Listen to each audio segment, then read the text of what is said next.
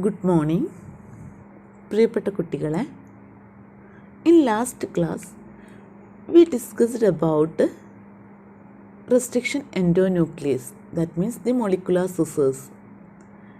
The restriction enzymes can cut DNA into different fragments. Okay, so the fragments of DNA are produced by restriction endonucleases. How these fragments can be separated?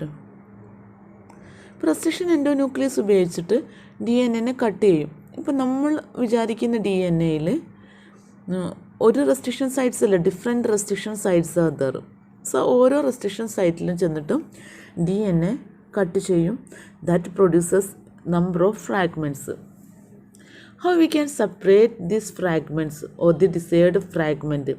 നമ്മൾ ആഗ്രഹിച്ച D N A ഫ്രാഗ്മെൻറ്റിനെ നമുക്ക് എങ്ങനെ separate ചെയ്തെടുക്കാൻ പറ്റും? The DNA fragments can be separated by a technique, by a gel electrophoresis. ഈ D N A ഫ്രാഗ്മെൻറ്റിനെ നമ്മൾ separate ചെയ്തെടുക്കുന്നത് gel electrophoresis വഴിയാണ്. അപ്പോൾ ഇലക്ട്രോഫോറസിസ് എന്താണെന്ന് നിങ്ങൾ കേട്ടിട്ടുണ്ടാവും, കെമിസ്ട്രിയിലൊക്കെ പഠിച്ചിട്ടുണ്ടാവും. ഇലക്ട്രോഫോറസിസിൽ നെഗറ്റീവ് ചാർജുള്ള കാഥോഡും പോസിറ്റീവ് ചാർജുള്ള ആനോഡും ഉണ്ടാവും. അത് ഇലക്ട്രിക് ഫീൽഡ് അപ്ലൈ ചെയ്ത് കഴിഞ്ഞാൽ ചാർജ്ഡ് മോളിക്യൂൾസ് മൂവ് ചെയ്യും അല്ലേ. പോസിറ്റീവ് ചാർജുള്ള മോളിക്യൂള് കാഥോഡിലേക്കും നെഗറ്റീവ് ചാർജുള്ള മോളിക്യൂൾ ആനോഡിലോട്ട് മൂവ് ചെയ്യും. അപ്പോൾ ഈ മോളിക്യൂൾസിനെ സെപ്പറേറ്റ് ചെയ്യാൻ വേണ്ടിയിട്ടാണ് നമ്മൾ ഇലക്ട്രോഫോറസിസ് നടത്താറുള്ളത്. ഓക്കെ, ഇവിടെ നമ്മൾ അതേ പ്രിൻസിപ്പിൾ തന്നെ യൂസ് ചെയ്യുന്നു. എന്തിന്? ഡി എൻ എനെ സെപ്പറേറ്റ് ചെയ്യാൻ വേണ്ടിയിട്ട്. ഇവിടെ ജെൽ ഇലക്ട്രോഫോറസിസിൽ ഡിഫറെൻറ്റ് ടൈപ്പ് ഉണ്ട്. അതിൽ നമ്മൾ യൂസ് ചെയ്യുന്നത് അഗ്രോസ് ജെൽ ഇലക്ട്രോഫോറസിസ് ആണ്. അങ്ങനെ പേര് വരാൻ കാരണം ഇതിൽ നമ്മൾ ഉപയോഗിക്കുന്ന മാട്രിക്സ് അഗ്രോസ് ജെല്ലാണ്, അതായത് അഗർ ആണ്. അഗർ എന്താണെന്ന് നമുക്കറിയാം, സോളിഡിഫൈ മെറ്റീരിയൽ ആണെന്നും അത് എക്സ്ട്രാക്ട് ചെയ്തെടുക്കുന്നത് റെഡ് ആൽഗയിൽ നിന്നാണ്.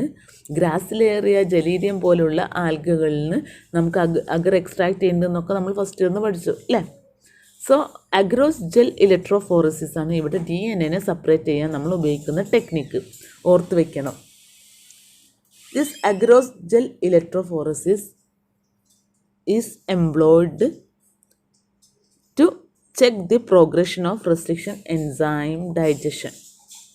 റെസ്ട്രിക്ഷൻ എൻസൈംസ് ഡൈജസ്റ്റ് ചെയ്തതിൽ ബ്രേക്ക് ചെയ്തിട്ടുള്ള ഡി എൻ എനെ സെപ്പറേറ്റ് ചെയ്യാൻ നമ്മൾ ഉപയോഗിക്കുന്ന മെത്തേഡാണ് എന്ത്? Agarose gel electrophoresis. അപ്പോൾ ഇവിടെ ജെൽ ഇലക്ട്രോഫോറസിസ് ചെയ്യുന്ന ഡിവൈസ് നമുക്കിവിടെ കാണാം. ഓക്കെ, ഇതുപോലെയാണ് ആ ഡിവൈസ് ഉണ്ടാവുക. കറണ്ട് അപ്ലൈ ചെയ്യുന്ന മെഷീനുണ്ട്.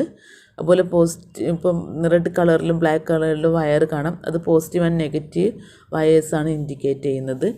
ഓക്കെ, അതുപോലെ ഇവിടെ ഒരു ബൗള് പോലെയുള്ള സ്ട്രക്ചറുണ്ട്. അതിലൊരു ഗ്ലാസ് സ്ലൈഡ് ഉണ്ടാവും. അപ്പോൾ ആ ഗ്ലാസ് സ്ലൈഡിലാണ് നമ്മൾ ജെല്ല് ഫില്ല് ചെയ്യുക. അപ്പോൾ അതിൻ്റെ ഡയഗ്രമാറ്റിക് റെപ്രസെൻറ്റേഷനാണ് അവിടെ കാണിക്കുന്നത്. ഓക്കെ, ഇതുപോലെ ഒരു 3 ഡയമെൻഷനലായിട്ടുള്ള ഗ്ലാസ് സ്ലൈഡിൻ്റെ അകത്ത് നമ്മൾ ജെല്ല് ഫില്ല് ചെയ്തിട്ടുണ്ടാവും. അതുപോലെ അവിടെ വെല്ല് ക്രിയേറ്റ് ചെയ്യും. വെൽ എന്ന് പറഞ്ഞാൽ കുഴികളാണ്. അപ്പോൾ ഇവിടെ 4 വെൽസാണ് ഇതിൽ കാണുന്നത് ഇനീഷ്യൽ സ്റ്റേജിൽ. അതായത് കുഴികൾ എന്തിനാ? നമ്മൾ ഉണ്ടാക്കി വെച്ചിട്ടുള്ള fragments of D N A ഉണ്ട് അല്ലേ. ആ fragments of D N A ഒന്നിച്ച് നിൽക്കുന്ന ഒരു സസ്പെൻഷനായിട്ടാണ് ഇപ്പോൾ നിൽക്കുന്നത്. അപ്പോൾ അതിനെ ഒഴിച്ചു കൊടുക്കാനുള്ളതാണ് ഈ വെല്ല്. ഇതിലൂടെ ഒഴിച്ചു കൊടുത്താലാണ് അതെന്ത് ചെയ്യുന്നത്? കറണ്ട് അപ്ലൈ ചെയ്യുമ്പോൾ ഡി എൻ എകൾ സെപ്പറേറ്റ് ചെയ്യുക. ഓക്കെ, അപ്പോൾ ഇവിടെ നമുക്ക് കാണാൻ പറ്റും gel electrophoresis showing the migration of undigested D N A ആണ് ഫസ്റ്റിൽ കാണുന്നത്. അൺഡൈജസ്റ്റഡ് ഡി എൻ എ എന്ന് പറഞ്ഞാൽ കട്ട് ചെയ്യാത്ത D N A. And digested set of D N A fragments ആണ് 2 to 4 വെൽസിൽ അറേഞ്ച് ചെയ്തിട്ടുള്ളത്. ഓക്കെ, അപ്പോൾ നമുക്കിവിടെ കാണാൻ പറ്റും DNA സെപ്പറേറ്റ് ചെയ്തത്. ഇപ്പോൾ എന്തിൻ്റെ ബേസിലാണ് ഇവിടെ DNA സെപ്പറേറ്റ് നടക്കുന്നത്, അല്ലെങ്കിൽ എന്തുകൊണ്ടാണ് ഇവിടെ DNA സെപ്പറേറ്റ് ചെയ്യപ്പെടുന്നത് എന്നുള്ളത് ഇന്ന് നമുക്ക് മനസ്സിലാക്കാം. ഓക്കെ, അപ്പോൾ DNA എന്ന് പറയുന്നത് നെഗറ്റീവ്ലി ചാർജ്ഡ് മോളിക്യൂളാണ്. എങ്ങനെയാണ് DNA നെഗറ്റീവ്ലി ചാർജ്ഡ് മോളിക്യൂളായത്? നമുക്കറിയാം DNAയുടെ സ്ട്രക്ചറൊക്കെ നിങ്ങൾ വളരെ ക്ലിയർ ആയിട്ട് പഠിച്ചിട്ടുണ്ട്. ഒരു നൈട്രജൻ ബേസും ഷുഗർ മോളിക്യൂളും ഫോസ്ഫേറ്റും ഒക്കെ ഉള്ള ഒരു സ്ട്രക്ചറാണത് അല്ലേ. നൈട്രജൻ ബേസും ഷുഗറും വരുമ്പോൾ ന്യൂക്ലിയോസൈഡ് ആവും എന്നുള്ളതും, ദെൻ ഫോസ്ഫേറ്റ് ഗ്രൂപ്പ് കൂടെ വരുമ്പോൾ ന്യൂക്ലിയോടൈഡ് ആവും. ന്യൂക്ലിയോടൈഡിൻ്റെ പോളിമറാണ് DNA എന്നൊക്കെ നമുക്കറിയാം. അപ്പോൾ ഒരു ഫോസ്ഫേറ്റ് ഗ്രൂപ്പ് ഉണ്ട്, phosphate sugar phosphate back bone ആണ് DNAക്കുള്ളതെന്ന് നമുക്കറിയാം. അപ്പോൾ ഈ ഫോസ്ഫേറ്റ് ഗ്രൂപ്പിൽ ഓക്സിഡേഷൻ നടന്നു കഴിയുമ്പോൾ എന്ത് നടക്കുന്നുണ്ട്, അവിടെ ഇലക്ട്രോണിൻ്റെ പ്രസൻസ് ഉണ്ട്, നെഗറ്റീവ് ചാർജ് നമുക്ക് കാണാൻ പറ്റും ഫോസ്ഫേറ്റിൽ. ഓക്കെ, അപ്പോൾ ഓരോ DNA ഫ്രാഗ്മെൻറ്റിൻ്റെ അറ്റത്ത് നെഗറ്റീവ്ലി ചാർജ്ഡ് ആയിട്ടുള്ള ഫോസ്ഫേറ്റ് ഗ്രൂപ്പാണുള്ളത്. അതുകൊണ്ട് തന്നെ DNAക്ക് എന്താണ്, നെഗറ്റീവ് ചാർജാണുള്ളത്. Okay, DNA is a negatively charged molecule. So it move towards positive charged anode. Okay, DNAയിൽ നെഗറ്റീവ് ചാർജ് ആയതുകൊണ്ട് തന്നെ അത് പോസിറ്റീവ് ചാർജ് ആയിട്ടുള്ള ആനോഡിലോട്ടായിരിക്കും മൂവ് ചെയ്യുന്നത്.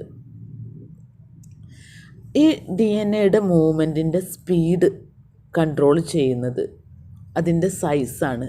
അത് ഡിപ്പെൻഡ് ചെയ്യുന്നത്, speed of the DNA is depend upon the സൈസിൻ്റെ ബേസിലാണ്. The smaller DNA can move faster than the larger one. Smaller DNA or the molecular weight less ആയിട്ടുള്ള DNA ആണ് ഫാസ്റ്റായിട്ട് മൂവ് ചെയ്യുന്നത് than the larger one. അപ്പം നമുക്കറിയാം, തടിയുള്ള ഒരാളും തടിയില്ലാത്ത ഒരാളും ഒന്നിച്ച് ഓട്ട മത്സരം വയ്ക്കുകയാണെങ്കിൽ നോർമൽ കേസിൽ തടിയില്ലാത്ത ആളാണ് മുന്നിലെത്തുക തടിയുള്ള ആളെക്കാളും. അതുപോലെ തന്നെ ലാർജർ മോളിക്യൂൾ സ്ലോ ആയിരിക്കും, സ്മോളർ മോളിക്യൂളായിരിക്കും ഫാസ്റ്റായിട്ട് മൂവ് ചെയ്യുന്നത്. അപ്പോൾ ഇവിടെ ജെൽ ഇലക്ട്രോഫോറസിസ് എന്ന് പറയുമ്പോൾ we can define gel electrophoresis. Here the fragments of DNA is separated based on their size. Since DNA fragments are a negatively charged molecule, they can be separated by using anode under electric field through a agarose medium. Okay. Now we can when a DNA fragment is separated, the smaller one fast ആയിരിക്കും. ഇപ്പോൾ നമുക്ക് ഈ diagram observe ചെയ്താൽ കട്ടി കൂടിയ size കൂടിയത് വെല്ലിൻ്റെ അടുത്തും size കുറഞ്ഞത് വെല്ലിൽ നിന്ന് വിട്ടായിട്ടും കാണാൻ പറ്റും, സ്മോളസ്റ്റ് ദൂരമായിട്ട് കാണാൻ പറ്റും അല്ലേ. So smaller one move faster than the larger one. Okay, then DNA fragments can be seen as the separated DNA fragments നമുക്ക് കാണാൻ പറ്റില്ല. കാരണം അഗ്രോസ് ജെൽ എന്ന് പറയുന്നത് ഒരു കഞ്ഞിവെള്ളത്തിൻ്റെ ഒക്കെ കളറിലാണ്. അപ്പോൾ അതിലുള്ള DNA സെപ്പറേറ്റ് ചെയ്തത് നമുക്ക് കാണണമെങ്കിൽ സ്റ്റെയിൻ യൂസ് ചെയ്യണം. ഓക്കെ, ആ സ്റ്റെയിനാണ് ethidium bromide. The separated DNA fragments stained with ethidium bromide. Ethidium bromide stain ചെയ്തിട്ട് ആ DNAനെ നമ്മൾ exposed to UV radiation to visualise. അത് കാണണമെങ്കിൽ എത്തിഡിയം ബ്രോമൈഡ് കൊണ്ട് സ്റ്റെയിൻ ചെയ്ത് UV റേഡിയേഷൻ അപ്ലൈ ചെയ്ത് കഴിഞ്ഞാൽ നമുക്ക് ഈ സെപ്പറേറ്റഡ് DNAനെ ഓറഞ്ച് ബാൻഡായിട്ട് കാണാൻ പറ്റും, ഓറഞ്ച് കളേർഡ് ബാൻഡായിട്ട്. ഇപ്പോൾ നമുക്കിവിടെ ക്ലിയർ ആയിട്ട് കാണാം, ഇത് ഒറിജിനൽ ഫോട്ടോഗ്രാഫാണ്. അപ്പോൾ ഇവിടെ ഓറഞ്ച് ബാൻഡുകൾ ഇങ്ങനെ കാണാം അല്ലേ, സെപ്പറേറ്റഡ് DNA ആണിത്. ഇത് യൂസ് ചെയ്യുന്ന സ്റ്റെയിൻ ഏതാണ്, ethidium bromide. Okay, Then this bright orange colored band are cut out from this agarose gel. ഈ അഗ്രോസ് ജെൽ പീസിൽ നിന്ന് നമ്മൾ ഓറഞ്ച് കളേർഡ് ബാൻഡിനെ നമ്മൾ കട്ട് ഔട്ട് ചെയ്യുന്നു. And by the process of elution the DNA fragments are purified from gel. ഇപ്പോൾ ഇവിടെ നിങ്ങൾ ഹലുവ കണ്ടിട്ടുണ്ടാവും. ഹലുവയിൽ തേങ്ങയുടെ പൂള് ഇങ്ങനെ കടുക്കുന്നത് നമുക്ക് ശരിക്കും കാണാൻ പറ്റും. അതുപോലെയാണ് നമുക്ക് ഈ അഗ്രോസ് ജെല്ലിൽ DNAയുടെ ബാൻഡ് കടുക്കുന്നത് കാണാം ക്ലിയറായിട്ട്. നമുക്ക് ആ തേങ്ങാപ്പൂളിനെ മാത്രം അതിൽ നിന്ന് മെല്ലെ കട്ട് ചെയ്തെടുക്കാം. നമ്മൾ കട്ട് ചെയ്തെടുക്കുമ്പോഴും ആ ജെല്ലിൻ്റെ കുറച്ച് ഭാഗങ്ങൾ അതിൻ്റെ കൂടെ ഉണ്ടാവാറില്ലേ അല്ലേ, നമുക്ക് കാണാം. അതുപോലെ നമ്മൾ ഇവിടെ DNA ഓറഞ്ച് ബാൻഡ് കണ്ടിട്ട് നമ്മൾ അതിനെ കട്ട് ചെയ്തെടുക്കുമ്പോഴും അതിൽ നമുക്ക് അതിൻ്റെ കൂടെ കുറച്ച് ജെല്ലുകൾ കാണാൻ പറ്റും, ജെല്ലിൻ്റെ അംശം ഉണ്ടാവും. അപ്പോൾ കംപ്ലീറ്റ് ജെല്ലിനെ റിമൂവ് ചെയ്യുന്ന ഈ DNA ബാൻഡിൽ നിന്ന് കംപ്ലീറ്റ് ജെല്ലിനെ റിമൂവ് ചെയ്യുന്ന പ്രോസസ്സാണ് ഇലൂഷൻ എന്ന് പറയുന്നത്. Then by the process of elution, DNA fragments are purified from the gel and used in constructing recombinant DNA by joining them with cloning vectors with the help of a ligases. Okay. Thank you.